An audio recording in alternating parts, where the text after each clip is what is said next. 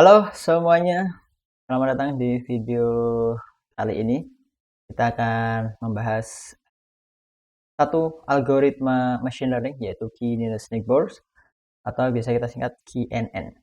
Jadi apa tuh KNN di dalam machine learning? Ini adalah satu algoritma yang intinya dia bekerja secara memilih nearest neighbors. Berarti apa? Namanya juga nearest neighbor. Kita balik lagi ke sini dulu ya teman-teman. Oke. Namanya juga nearest neighbor berarti apa? Nearest terdekat terus neighbor yaitu tetangga. Nah, ini nggak kelihatan nih pulpennya. Oke, kita lanjutin. Nah, ini dia.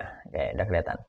Nearest neighbors berarti apa? Tetangga terdekat. Atau kita bisa sebut juga biar gampang teman deket lah ya. Teman terdekat kita siapa aja. Nah, K ini merujuk pada apa? K ini merujuk pada banyaknya teman kita.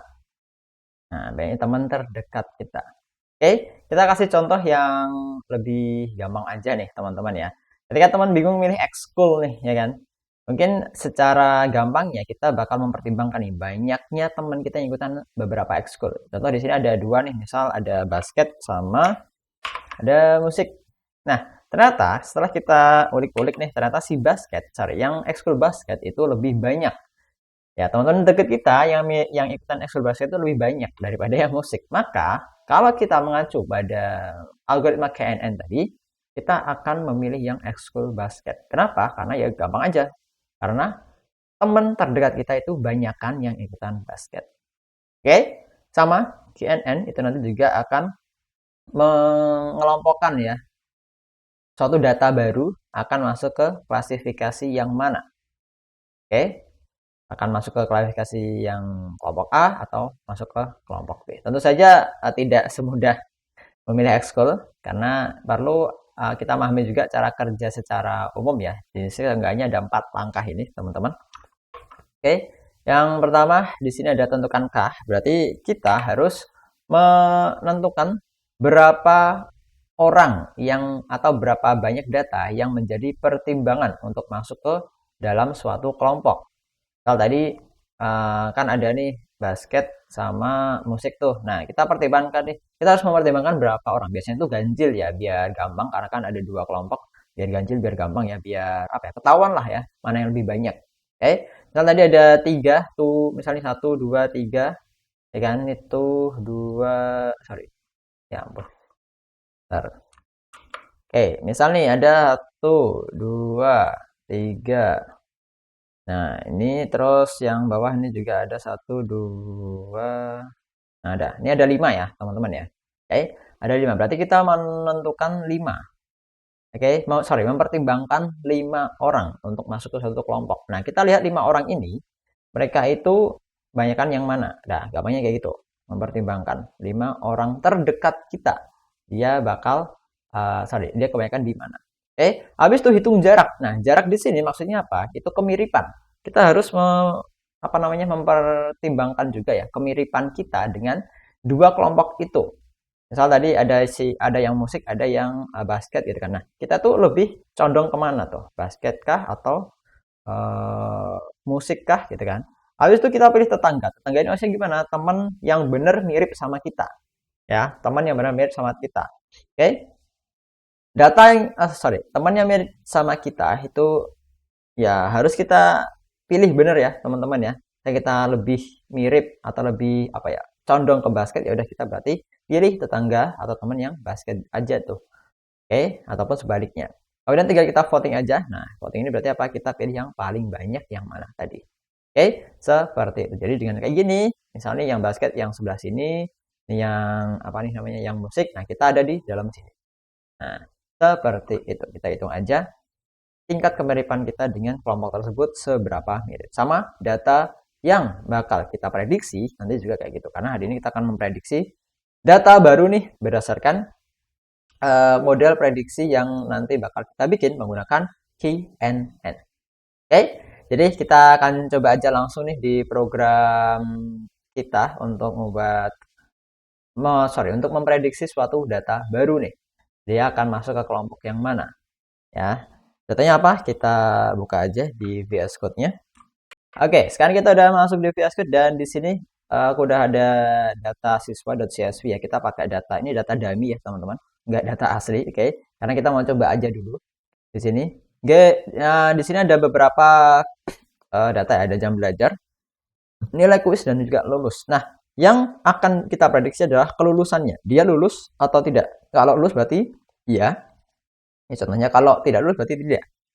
Oke. Nah, hal yang mau kita pertimbangkan adalah jam belajar dan nilai kuis. Ini adalah data yang mau kita kelola nanti untuk melatih model kita sehingga ketika ada data baru dia akan mempertimbangkan jam belajar dan nilai kuisnya sehingga kita bisa memprediksi dia lulus atau enggak. Oke. Seperti ini ada kurang lebih kayaknya 50-an ya, 50-an data. Tapi ya jelas ini datanya tidak apa ya? Tidak valid ya, teman-teman ya. Jadi ini nanti bakal akurasinya pasti bakal hancur ya hasilnya. Jadi kita intinya di sini cuma nyoba aja ya gimana cara kita melatih model KNN dan juga nanti akan memprediksi satu data baru. Oke. Seperti ini kita langsung saja ke main.py teman-teman. Ini program kita ya. Oke, pertama kita butuh import dulu ya teman-teman ya. Oke, kita import seperti ini. Pertama pandas SPD tentu saja untuk membuka data CSV-nya. Habis itu di sini ada beberapa hal dari library sklearn. Oke, sklearn itu apa? Dia kebalikan dari scikit-learn ya, teman-teman. Scikit-learn ini adalah satu library yang sangat-sangat populer di algoritma machine learning karena dia ada beberapa model yang bisa kita bikin dari scikit-learn ini. Contohnya nanti yang bakal kita bikin adalah dari Key-Neighbors Classifier. Oke, nah kita bahas dulu dari atas ini model selection, train, test fit ini untuk memisahkan antara data training dan data testing. Habis itu yang bawahnya neighbors, Key-Neighbors Classifier. Nah ini adalah model yang bakal kita latih ya.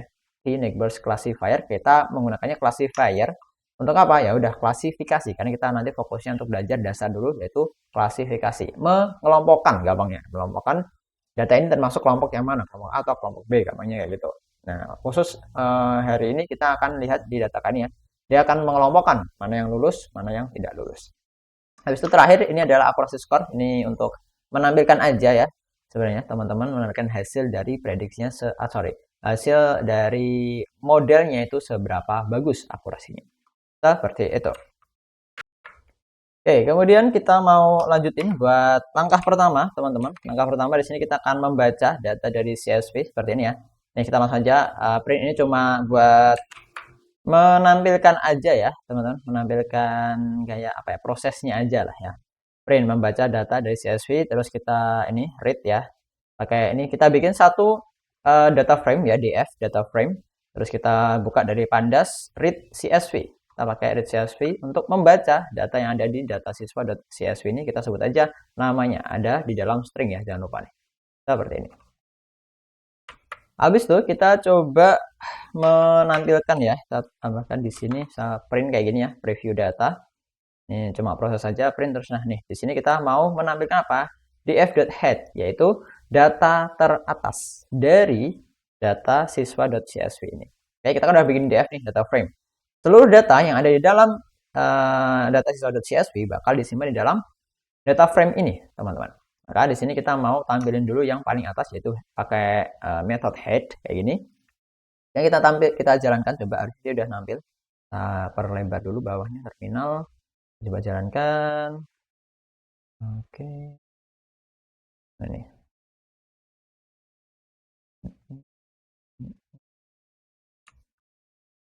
Nah, seperti ini kalau udah dijalankan, teman-teman ya. Membaca data dari CSV tadi ya. Yang ini membaca, ini kita buka dulu, terus preview data. Oke. Nah, preview data kalau bisa kita lihat ya, sesuai dari yang dari sini. Kalau di sini kan formatnya CSV itu kan koma separated value kalau nggak salah ya. Nanti coba dicek aja. Intinya dia dipisahkan dengan tanda koma seperti ini. Jam belajar, nilai khusus, dan lulus. Nah, kalau kita tampilkan di bawah sini jam belajar, ini kan udah sama nih 1, 1,5, 2, 2 dan seterusnya. Terus nilai kuis. Nah, ini juga sama 42, 48 dan seterusnya. Dan ini lulusnya tidak semua. Oke, ini 5 data teratas kalau kita pakai head seperti itu caranya. Turunkan data teratasnya. Oke, nice. Cukup bagus sejauh ini ya. Udah bisa menampilkan datanya. Kemudian kita juga bisa menampilkan ini teman-teman, apa namanya, total data ya. Oke, simpel aja kalau mau menampilkan total data tinggal kita bikin pakai ini line df. Oke ya. Oke, ini kita pakai format printnya seperti ini, printf alias format. Jadi di sini kita mau bisa menyisipkan ya, menyisipkan suatu function yaitu len.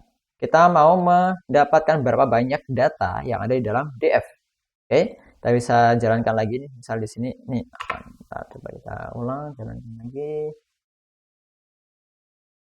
Nah, tuh, di sini kita dapetin total datanya 50 baris, teman-teman, ya. Ingat tadi dari 1 sampai 5. Ini kalau dikit mah gampang ya, bisa kita hitung sendiri. Tapi kalau banyak, nah ini harus kita pakai len aja biar lebih mudah. Oke, seperti ini cara kita mendapatkan berapa banyak barisnya. Kemudian langkah yang kedua, itu langkah pertama ya, cuma membaca data dari CSV. Langkah yang kedua, kita pengen memisahkan antara fitur dan target. Biasanya fitur itu notasinya adalah X, kalau target itu Y. Nah, target fitur ini apa? Jadi intinya fitur itu adalah hal yang kita ukur, yaitu adalah dua tadi, jam belajar dan kuis. Jadi ini hal-hal yang kita hitung, kita ukur, yaitu yang ini, jam belajar dan nilai kuis. Dia yang mempengaruhi hasil akhirnya dari target, yaitu lulus atau tidak lulus. Nah, nih target hal yang mau kita prediksi, ya. Hal yang kita prediksi itu adalah lulus atau tidak. Nah, dari mana kita memprediksi? Dari data jam belajar dan juga nilai kuisnya, yaitu yang kita sebut dengan fitur. Jadi ada dua hal ya di sini ya, fitur dan target. Oke, seperti itu. Sekarang kita bikin dua variabel baru ya. Ini yang X. Tadi udah Kasan bilang bahwa fitur itu biasanya dianotasikan X, ini X besar teman-teman.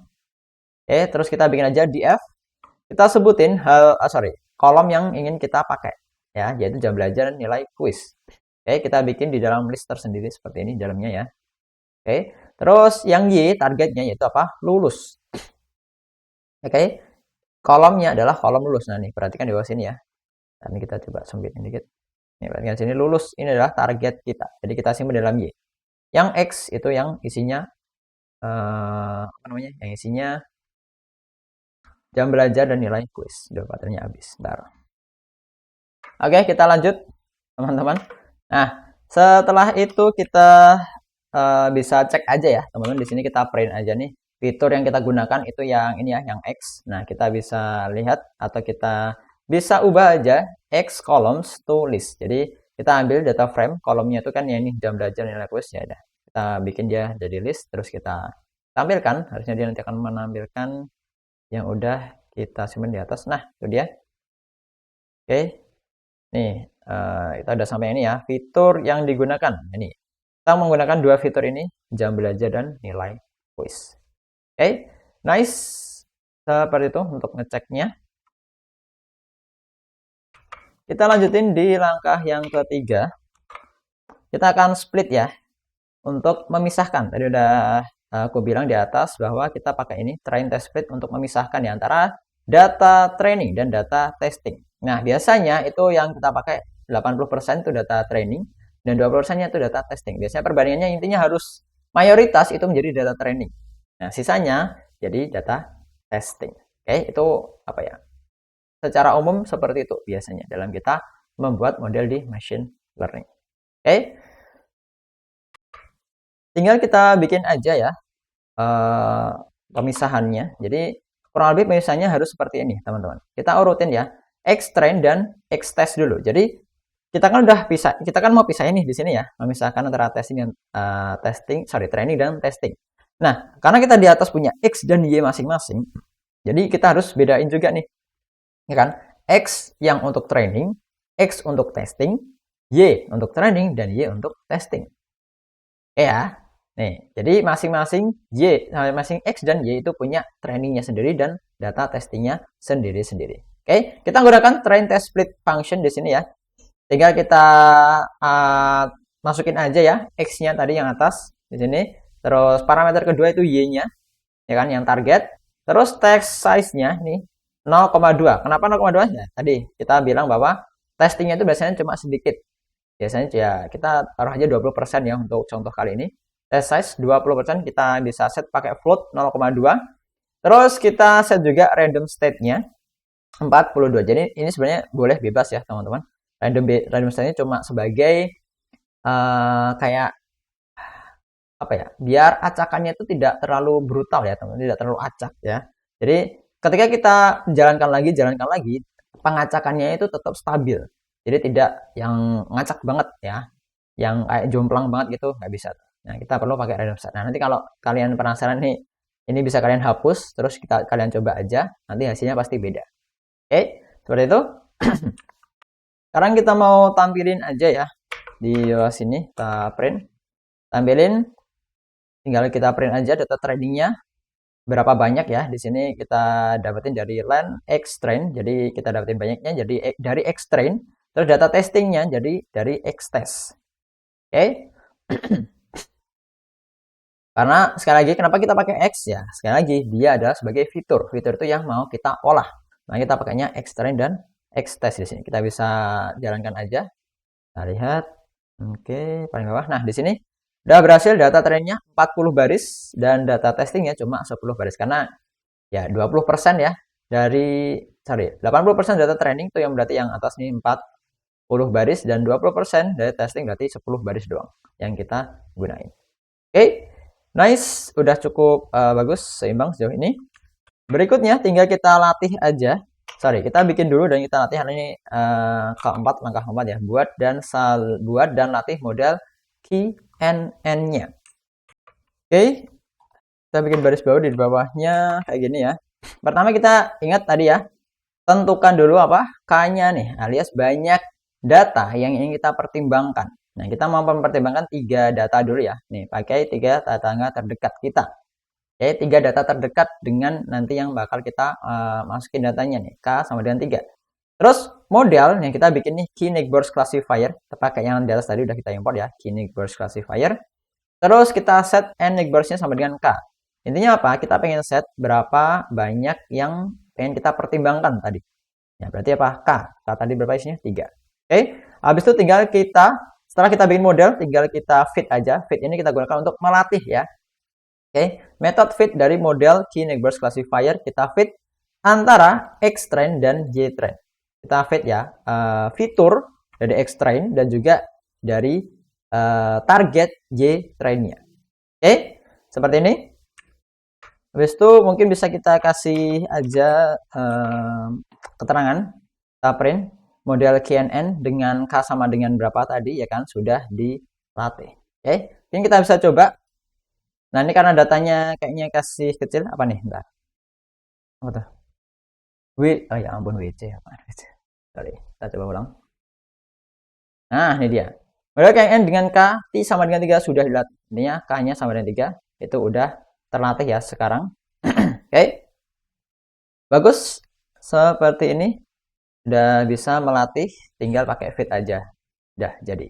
Oke. Kita udah berhasil melatih data training untuk model Key Neighbors Classifier dengan tetangga terdekatnya adalah 3. Setelah kita buka dan latih model KNN nih, kita lanjutin langkah yang berapa nih? 4, 5 ya. Kita testing model, teman-teman. Ketika kita udah melatih, langkah berikutnya berarti harus kita tes. Kita harus uji apakah model kita ini benar-benar proper atau enggak nih, ya kan? Maka langkah kelima di sini kita mau testing model alias menguji model yang udah kita latih. Sekarang ujinya gimana? Ya udah, tinggal kita bikin aja satu variabel baru yaitu YPRED. Ini adalah hasil prediksi ya. Model predict X test. Oke, kita mau memprediksi hasil dari X testnya. Kita kan tadi udah split ya, udah kita pisahin tuh X yang buat training dan X yang buat testing. Nah, sekarang kita mau pakai X testing ya kan untuk memprediksi menggunakan model yang udah kita latih di atas tadi. Apakah nanti dia akan menghasilkan prediksi yang baik nih. Nah, maka hasil prediksinya kita simpan di YPRED sini. Oke, YPrediksi. Kemudian langkah berikutnya, langkah yang ke-6, kita mau melihat akurasinya ya, seberapa bagus. Nah, dengan apa? Membandingkan antara Y test dengan YPRED. Oke, ini kan YPRED-nya udah kita prediksi nih dari menggunakan model tadi. Nah, terus kita mau bandingin dengan Y testingnya. Tinggal kita bikin aja di bawah sini ya. Satu variabel akurasi ini untuk menyimpan ya. menggunakan method atau function akurasi skor yang kita pakai di atas ya, di sini. Akurasi skor untuk mendapatkan akurasi skor dengan membandingkan tadi ya, y-test dan juga y-pred. Karena y-test kan itu sifatnya udah apa ya? Udah pasti ya yang ada di sini. Ya, data yang asli, ya kan? Habis itu kita bandingkan dengan y-pred, data prediksinya. Oke, apakah dia cukup baik atau enggak? Kemudian tinggal kita print aja akurasi modelnya dengan pakai format print seperti ini. Di dalamnya kita bisa sisipin akurasi, ya ini variabel akurasi dikali 100 terus titik 2F berarti apa? Kita pengen dia 2 angka di belakang koma. Oke, ini kita bisa jalankan dulu. Nah, lihat di sini model guys. Nah, di sini kita bisa dapetin ya. Akurasi model 100,00%. Berarti apa? 100% udah berjalan baik. Nah, ini kalau akurasi model 100% biasanya nggak mungkin ya, teman-teman ya. Tidak mungkin nih kalau akurasi model bisa 100% biasanya. Ya, paling banyak itu biasanya paling ya sekitar 8 lah ya. 80% itu udah cukup baik. Nah, ini 100% ini berarti datanya tidak cukup bagus untuk membuat atau untuk melatih model, teman-teman. Jadi ya udah nggak apa-apa. Ini cuma latihan aja ya. Kalau modal 100%, berarti ini presisi, sangat-sangat presisi nih ya teman-teman.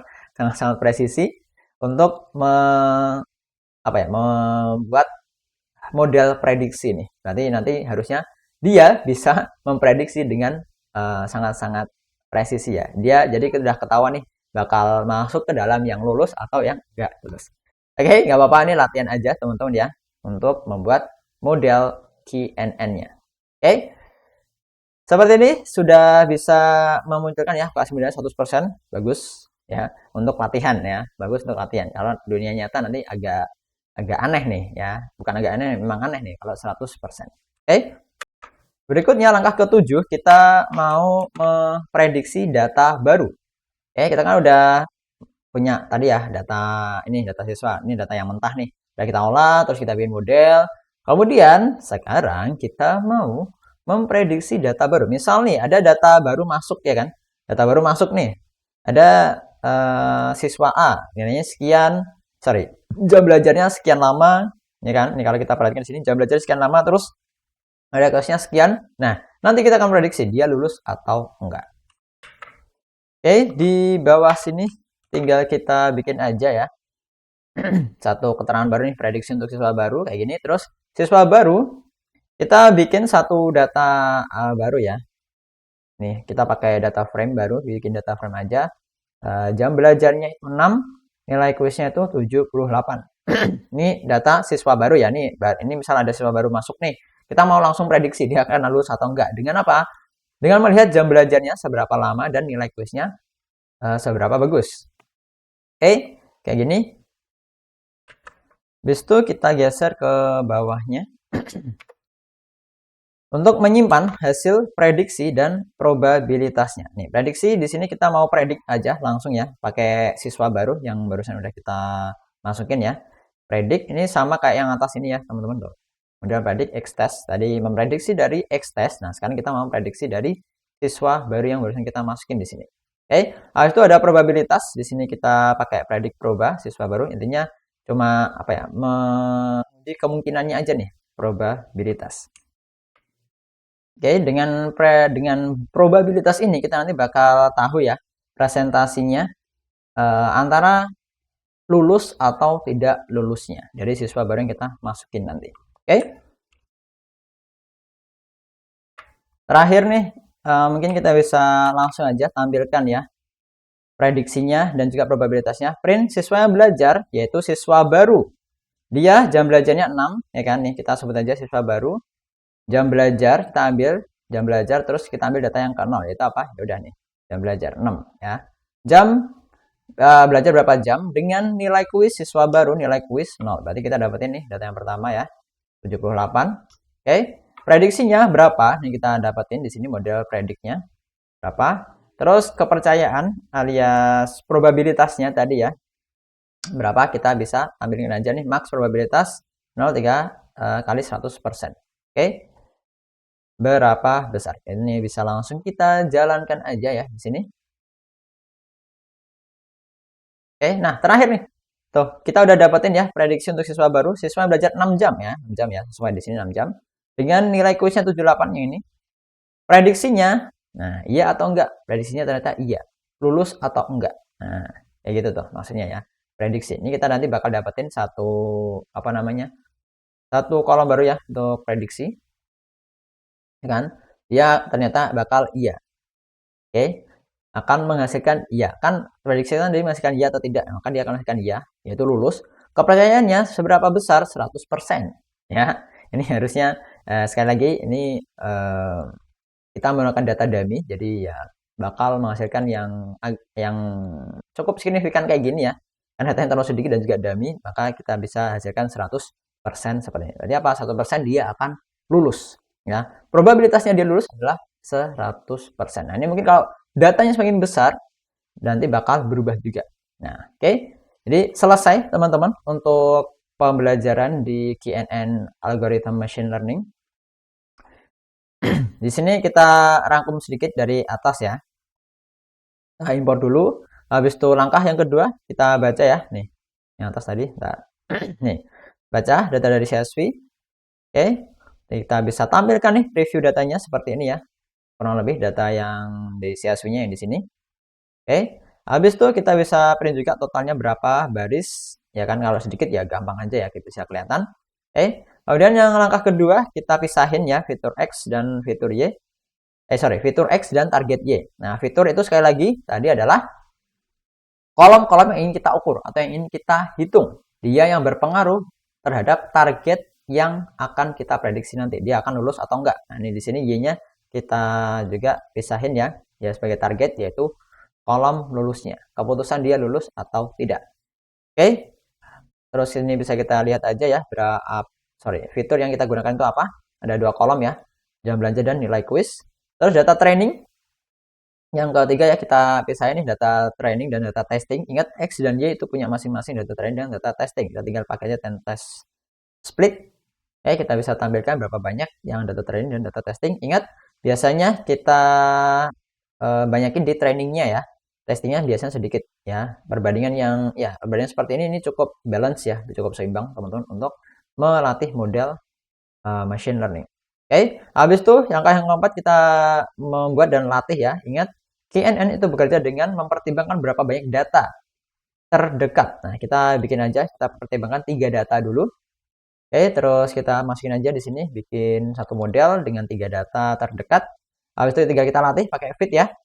Oke, dan kemudian yang kelima kita testing, kita prediksi ya, X-testnya. Ingat kita mau mengolah pakai fiturnya. Nah, di sini karena kita udah bagi tadi X-test, maka kita akan bikin di sini untuk menghasilkan Y prediksinya. Oke, untuk menghasilkan hasil prediksinya itu bakal lulus atau enggak menggunakan X-test. Habis itu yang bawah nih di sini kita bikin akurasi ya. Kita membandingkan antara Y-test dan Y-pred. Oke, Y-test tadi kita gunakan untuk membandingkan hasil dari prediksinya. Apakah cukup presisi atau enggak? Apakah sudah sesuai dengan Y-testnya atau enggak? Enggak banyak kayak gitu, ya kan? Nah, ternyata kita dapetin di sini 100%, berarti apa? Dia udah sesuai semuanya. Tidak ada yang tidak sesuai dengan Y-testnya.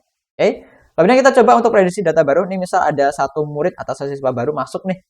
Kita masukin ya datanya, yaitu jam belajarnya 6 jam nih per hari misal, terus nilai kuisnya 78.